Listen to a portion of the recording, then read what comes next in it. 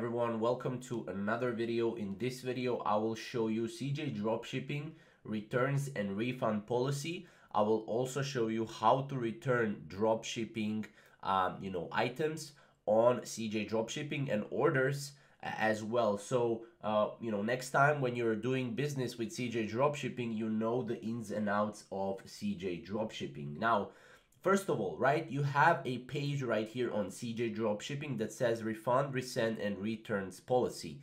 Now, how I found this page is basically you go to the Google CJ Dropshipping returns policy and then click on this first link. Now that link will basically brought you right here. Now, as you can see, this is one thing that you need to know, and that is that all disputes shall be opened on CJ. Otherwise, CJ will block your account permanently.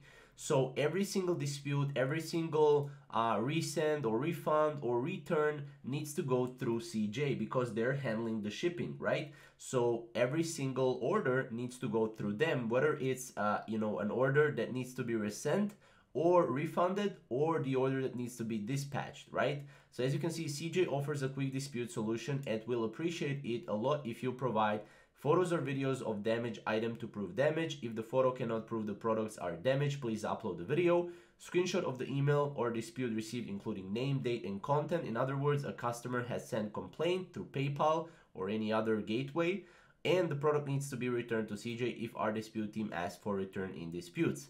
Now, there's a lot of different information here that is really important for you as a seller and for you as, within the backend, right? So that you can see how to refund, how to resend and return, right?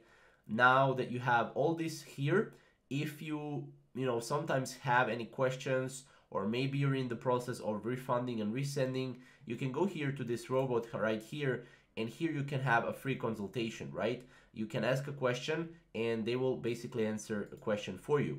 Also, you have here a ticket. You can open a ticket right here. As you can see, if we go here, you can open a ticket, submit a ticket, and then you will be able to basically, have, type of issue and everything like this. You also have Alex right here.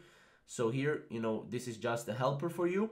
So let's go to the next thing, and that is how to return dropshipping orders on CJ.